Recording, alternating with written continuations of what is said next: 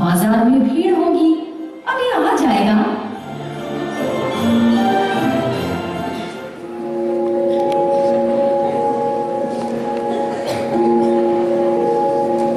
लो, आ गया तुम्हारा लाडला। सामान भी नहीं लाए, क्या हो गया? आप उधर कोने में क्यों बैठे हो? 1 मिनट शांत हो जाओ। बेटा डेविड, क्या हो गया? क्यों इतने दुखी हो? किसी से झगड़ा हुआ क्या? चलो चलो चलो, जल्दी से तैयार हो जाओ, प्रेयर सर्विस में जाना है ना। देखो, तुम्हारे पापा और मैं कब से तैयार होकर तुम्हारा इंतजार कर रहे थे।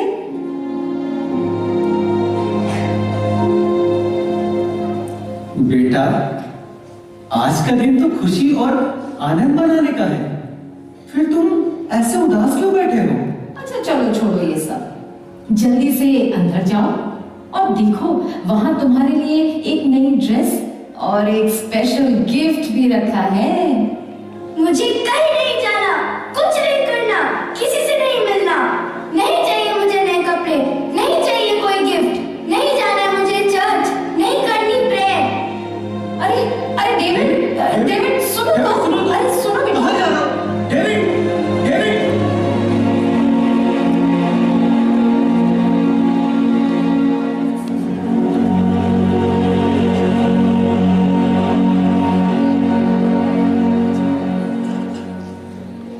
डेविड, डेविड, प्यारे बच्चे, नींद से जागो, समय आ गया है कि तुम प्रभु और उनके वचन के बारे में जानो।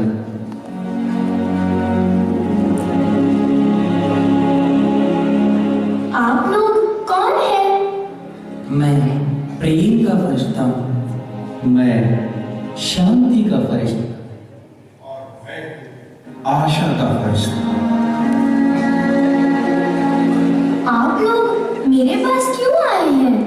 हम तुम्हें आशा, प्रेम और शांति का संदेश देने आए हैं। क्षमा करिएगा, पर अब ये शब्द मात्र किताबों में ही मिलते हैं। कहाँ है प्रेम? खो गई है दुनिया से शांति और आशा। यहाँ तो चारों ओर निराशा के बादल छाए हुए हैं। पर तुम्हें ऐसा क्यों लगता है प्यारे बच्चे? ये दुनिया आज भी प्रेम और शांति के कारण ही चल रही है और पूरे विश्व को प्रेम, शांति और मानवता का संदेश देने के लिए आज से लगभग 2000 वर्ष पहले प्रभु यीशु मसीह ने मानव रूप में जन्म लिया था। पर कहाँ गई मानवता? प्रेम नहीं, अब है बस नफरत, बेईमानी, हिंसा, आतंकवाद। पर ऐसा क्यों लगता है तुम्हें डेविड बेटे? हर तरफ मार काट, चोरी डकैती और बेईमानी है। एक इंसान दूसरे की मदद करना ही नहीं चाहता। आप ही बताइए, इतना दुख, दर्द, परेशानी और अशांति, आतंकवाद से पूरा विश्व ग्रसित है। क्या ये दिन देखने के लिए प्रभु यीशु इंसान बने? क्या 2000 साल पहले भी दुनिया ऐसी ही थी? प्यारे डेविड, तुम्हारे हृदय का दुख दूर करने के लिए ही आज हम आए हैं। पहले इंसान इतना स्वार्थी और मतलबी नहीं था। प्रभु यीशु ने जन्म लेकर सबको स्वार्थ, ईर्ष्या और बुराई से ऊपर उठने का संदेश दिया। मुझे इस बारे में और बताइए। जरूर डेविड, आज हम लोग तुम्हें उस घटना के बारे में बताएंगे कि किस प्रकार प्रभु यीशु का जन्म हुआ और क्यों हुआ। आओ अब हम चलें।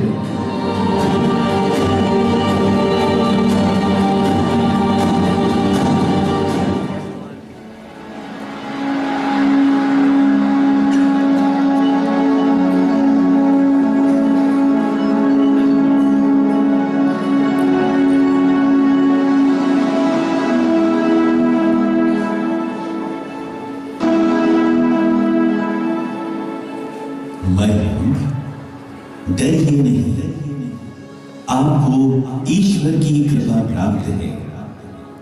देखिए, आप गर्भवती होंगी, पुत्र प्रसव करेंगी और उनका नाम ईसा रखेंगी।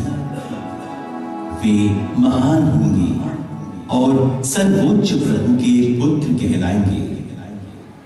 प्रभु ईश्वर उन्हें पिता दाऊद का सिंहासन प्रदान करेगा।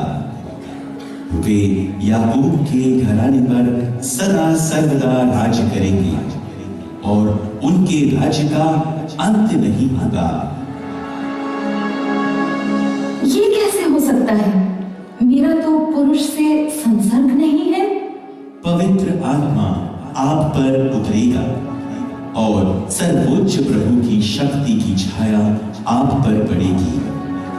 इसलिए जो आपसे उत्पन्न होंगे वे पवित्र होंगे और ईश्वर के पुत्र कहलाएंगे, क्योंकि ईश्वर के लिए कुछ भी असंभव नहीं है। देखिए, मैं प्रभु की दासी हूँ। आपका कथन मुझ में पूरा हो जाए।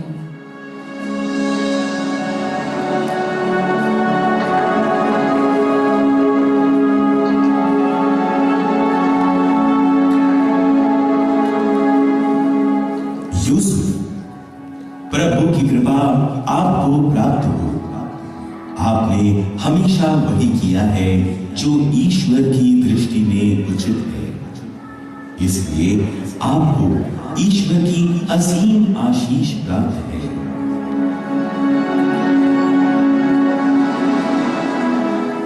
आप कौन हैं और आपकी इस ईश्वरीय आशीष का क्या मतलब है? यूसुफ, दाऊद की संतान, अब अपनी पत्नी को अपने यहाँ लाने में नहीं डरे, क्योंकि उनके जो गर्भ है वो पवित्र आत्मा से है। वो पुत्र प्रसव करेंगे और आप उनका नाम ईसा रखेंगे, क्योंकि वे अपने लोगों को उनके पापों से मुक्त करेंगे।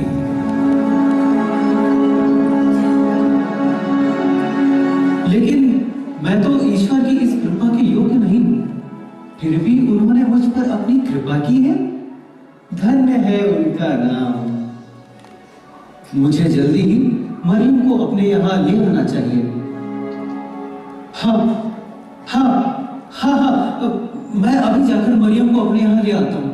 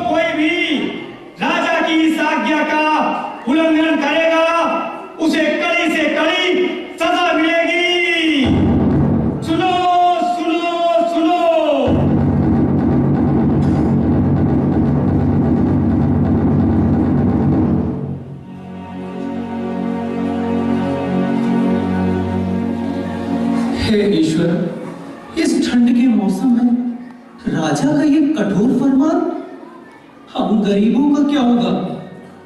खैर, राजा की आज्ञा है, उसका पालन तो करना ही होगा। चलो मरियम, हम जल्दी से घर चलते हैं। जी बिल्कुल, हमें अब देर नहीं करनी चाहिए।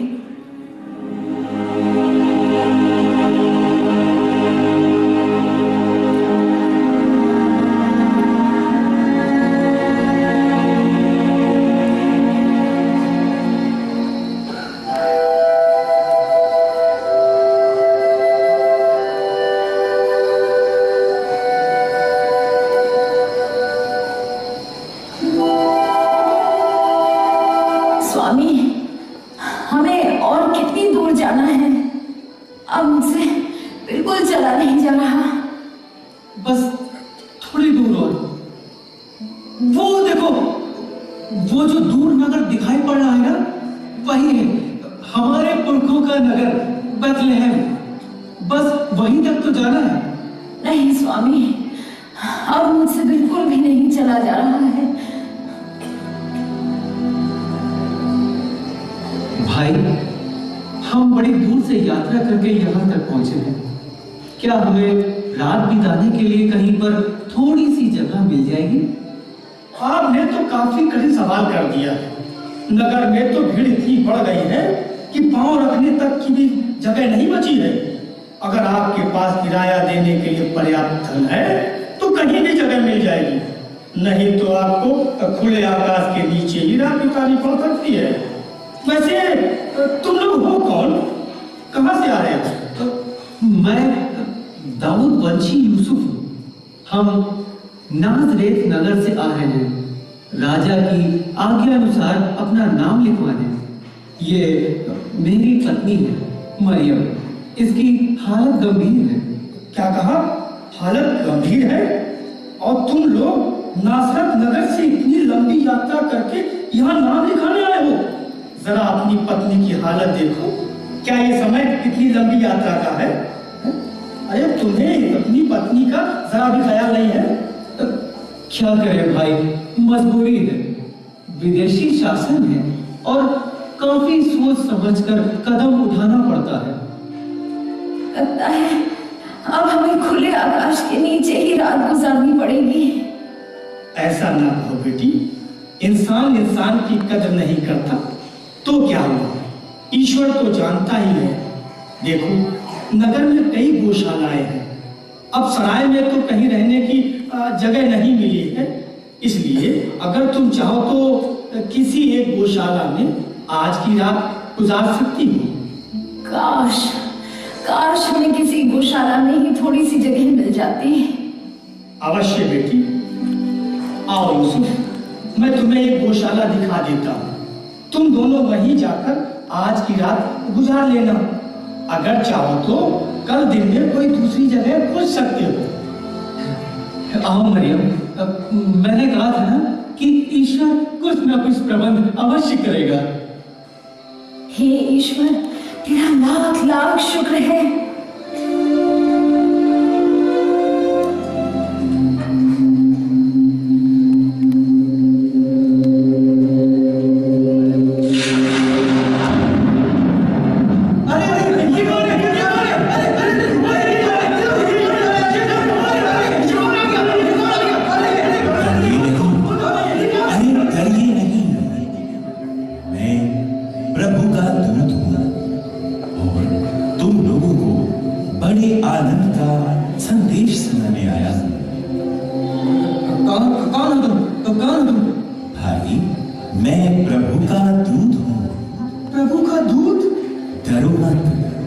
इधर देखो, मेरी ओर देखो। मैं तुम लोगों को बड़े ही आनंद का संदेश सुनाने आया हूँ। आनंद का संदेश? नहीं, ये कोई चाल है। हमें इसकी बात का भरोसा नहीं करना चाहिए। पता नहीं ये क्या कर दे। अरे जाओ नहीं, जाओ नहीं, रुको, मेरी बात सुनो। संसार के मुक्तिदाता, गरीबों के मसीहा ने जन्म ले लिया है। मैं उन्हीं के जन्म का संदेश सुनाने के लिए तुम्हारे पास आया हूँ। क्या कहा? गरीबों के मसीहा? यानी कि क्या मसीहा ने जन्म ले लिया है? परम पावन ईश्वर के पुत्र ने बेथलेहम की एक गौशाला में जन्म लिया है। यदि तुम्हें मेरी बातों पर विश्वास नहीं है तो जाओ स्वयं देख लो। तुम एक बालक को चरनी में लेटा और सफेद वस्त्र में लिपटा हुआ पाओगे, वही मसीहा है। लेकिन आप इतना बड़ा अद्भुत समाचार सभी बुद्धिमानों को छोड़कर हम गरीबों को ही क्यों सुना रहे हैं? क्योंकि वो गरीबों के मसीहा है। क्या कहा? गरीबों का मसीहा? हाँ, गरीबों की मसीहा। लेकिन वो मात्र गरीबों के ही मसीहा नहीं, बल्कि वो हर एक जरूरतमंद व्यक्ति के मसीहा है। चलो चलो, हम अपने मसीहा का दर्शन करने चले। हाँ, चलो चलो, हमारे मसीहा, हमारे मुक्तिदाता जन्मे हैं। हम उनके दर्शन करने चले। चलो। हाँ, चलो चलो चलो चलो चलो चलो चलो चलो चलो चलो।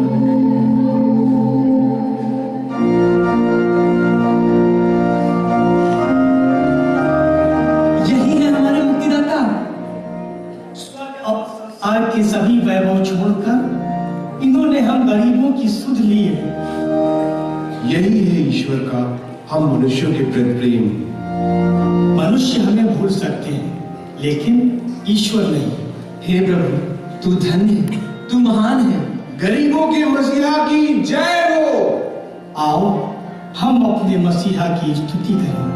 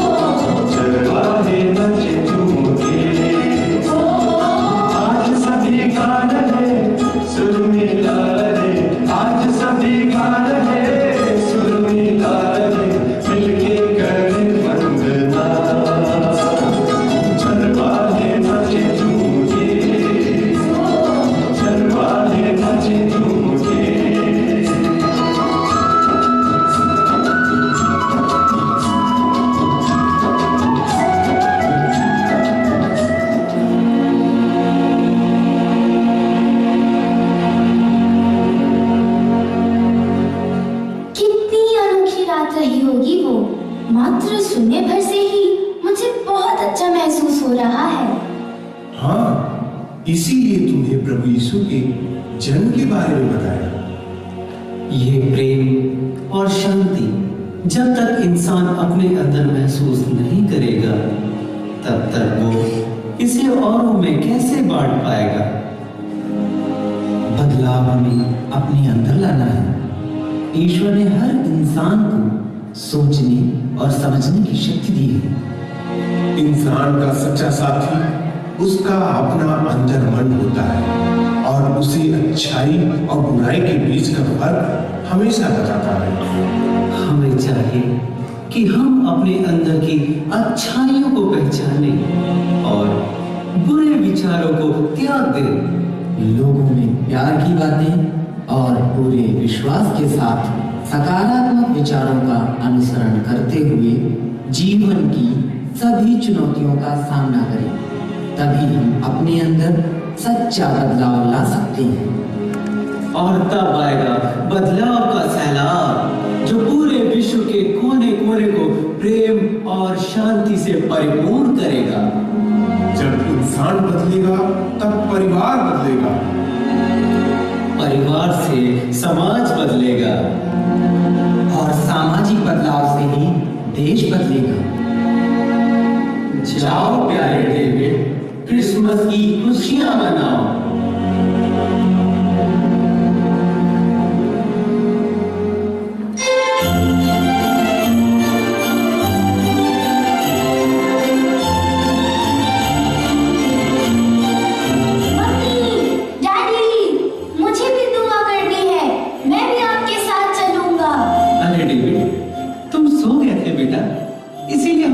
अकेले ही आ गए। बहुत अच्छे लग रहे हो डेविड। नए कपड़े पहनकर अच्छा लगा ना? जी मम्मी, आज ना सिर्फ मेरे कपड़े नए हैं बल्कि मन में भी नई जान है और नया विश्वास है। लाख बुराइयां हमें घेर ले, फिर भी हमें सत्य और प्रेम का रास्ता नहीं छोड़ना चाहिए। यही संदेश है ना प्रभु यीशु का? Yes my son. पर तुमने ये सब कहाँ से लिया? फिर बताऊंगा डैडी, पर अब मुझे प्रभु यीशु और उनके संदेश पर पूरा भरोसा है। चलिए चलिए, कहीं हमें दुआ के लिए देर ना हो जाए।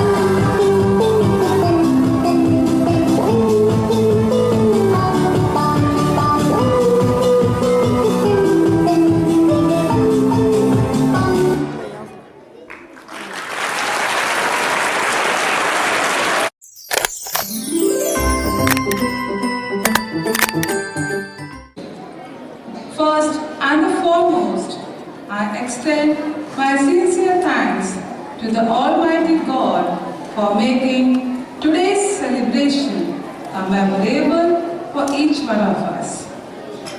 I would extend my hearty thanks to our chief guest, Sister Marina, for sparing her valuable time to grace today's occasion.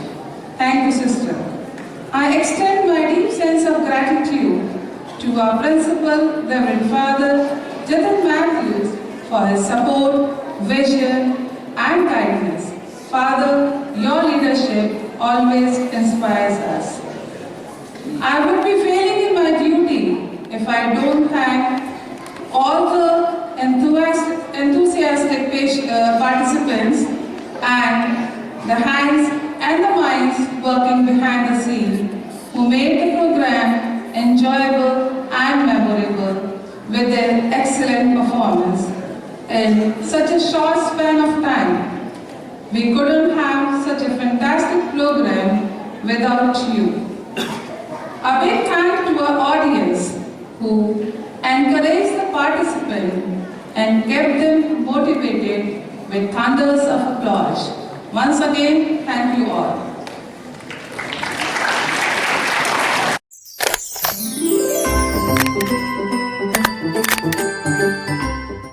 First and foremost, I wish to sincerely thank our chief guest, Reverend Sister Marilia. At a very short notice, she accepted our invitation and was ready to judge the program. Let us give a big round of applause to our chief guest for a kind gesture. And also give a big round of applause to all the participants for their wonderful performance.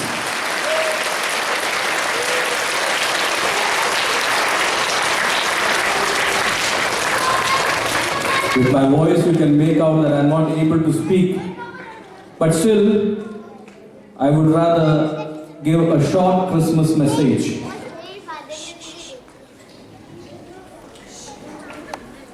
Somewhere it was mentioned that the true meaning of Christmas lies in 4 words.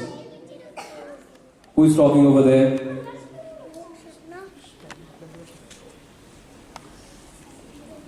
Yeah. As it was mentioned in one play, that the true meaning of Christmas lies in 4 words. And it is also mentioned in the backdrop. Peace, joy, love, and hope. And if you truly understand the meaning of peace, joy, love, and hope, perhaps it will make you rather a better person. It is important at the present scenario, these 4 words are rather considered to be the golden words. Precisely because people are drifting away from these norms, from these morals. And as students, you have a responsibility towards the society. Your duty is to become a better human being, and all the more it is important that you also set an example for others and explain the true meaning of being a human. And the moment you understand this aspect, only then you will be able to rather explain to others and lead a good life. And I would rather consider this as a true meaning of Christmas. Jesus was born 2000 years ago because he loved the humanity. He loved the human beings, and he came in the form of a human being just to explain the fact that what is the true meaning of being a human. And also, today, the Christmas message lies the same. The message is very clear. If you follow these 4 golden words, peace, joy, love, and hope, perhaps you will understand the true meaning of Christmas. the true meaning of being a human and the true meaning of being a good citizen in the society. So with these words, I wind up. And once again, I sincerely thank the management committee, the so-called organizing committee, for their dedication and hard work.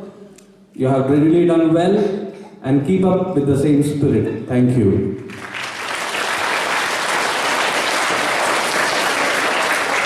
Thank you, Father.